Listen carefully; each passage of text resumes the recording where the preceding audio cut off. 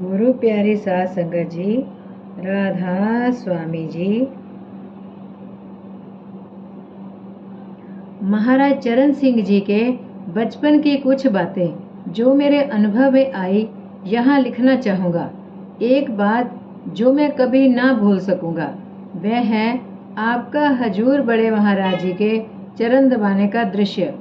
जब आप और आपके भाई शोती कप्तान पुरुषोत्तम सिंह, जिन्हें हम प्यार से शोती कहकर पुकारते थे, छोटे थे तो कई बार आकर सतगुरु दीनदयाल महाराज सामल सिंह जी के पैर दबाने के लिए बैठ जाते। अपने छोटे छोटे हाथों से दोनों भाई हजूर जी के पैर दबाते रहते। उस समय महाराज चरण सिंह जी का मुख अलौकिक खुशी से खिल उठता था। रणधीर कॉलेज कपूरथला से इंटरमीडिएट पास करके आपने गार्डन कॉलेज रावलपिंडी में बीए के प्रथम वर्ष में प्रवेश कर लिया। अपनी उदारता, सहनशीलता और हंसमुख स्वभाव से आप शीघ्र ही अपने कॉलेज में लोकप्रिय हो गए। जो विद्यार्थी आपके मित्र बन गए, आप हमेशा उनसे मित्रता निभाते आए हैं। आपके सहपाठी और मित्र आज भी आपसे वही प्रेम और मित्रता का व्यवहार पा रहे हैं। वे आपके बचपन तथा विद्यार्थी जीवन की कई बातें सुनाते हैं। मेरा पुत्र सुरेश्वर बचपन में काफ़ी समय डेरे में रहता था और आपके साथ खेलता था। वह काफ़ी शैतान और चंचल था। वह कई बार सुनाता है कि आप बचपन में भी बहुत सौम्य और शांत थे। उन दिनों भंडारे के समय संगत के लिए छोटे छोटे तंबू और शमियाने लगाए जाते थे। एक बार बच्चों ने उन पर खेलना शुरू किया। रस्सी पकड़कर शमियानों पर एक ओर से चढ़ जाते और दूसरी तरफ उतार की ओर से फिसल जाते। सेवादार मना करते और अंदर रहने वाली संगत नाराज होती। कभी कभी तंबू फट भी जाते। महाराज चरण सिंह जी भी और बच्चों के साथ थे, परंतु अलग खड़े देख रहे थे।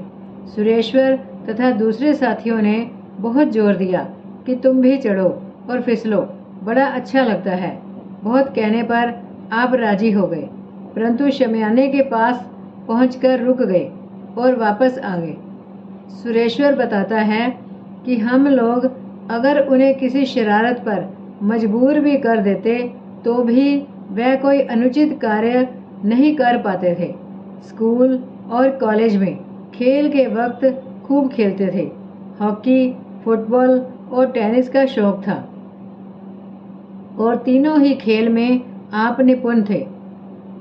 कॉलेज में आपके मित्र आपकी चीजें उठा ले जाते, परंतु आप कुछ न कहते। एक बार सिकंदरपुर से कोई व्यक्ति लाहौर आया।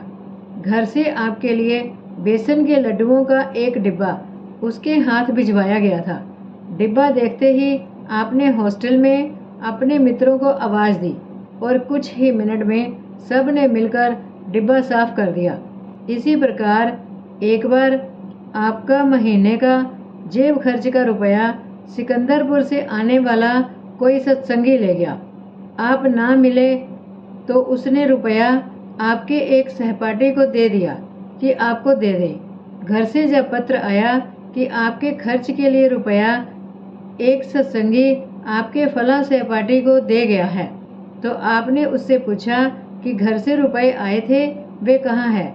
सहपाठी ने जवाब दिया, आए तो थे पर मुझसे खर्च हो गए। इस पर आपने शांत भाव से फरमाया, कोई बात नहीं, अगले महीने फिर आ जाएंगे। इन छोटी छोटी बातों को लिखने का मेरा मतलब ये है कि बचपन से ही आप दूसरे बच्चों से भिन्न थे। स्वभाव में गंभीरता, सहनशीलता, उदारता आदि उस समय भी आप में बहुत थी। सतगुरु के प्रति प्रेम और भक्ति, उनकी इच्छा व मौज में रहने की भावना, संगत की सेवा का चाव आदि गुण छोटी उम्र से ही प्रकट हो रहे थे। कभी किसी ने आपके मुख से सख्त लफ्ज नहीं सुने, क्रोध करते और नाराज होते नहीं देखा। आप किसी का दिल नहीं दुखा सकते थे। शुरू से ही आपका स्वभाव औरों से कुछ अलग था, अनोखा था। संतों के गुण और लक्षण आप में बचपन से ही प्रकट हो रहे थे। इन्हीं बातों को याद करके आपकी गद्दी नशीनी के दिन मैंने अपने भाषण में संगत से कहा था कि संत बचपन से ही संत होते हैं।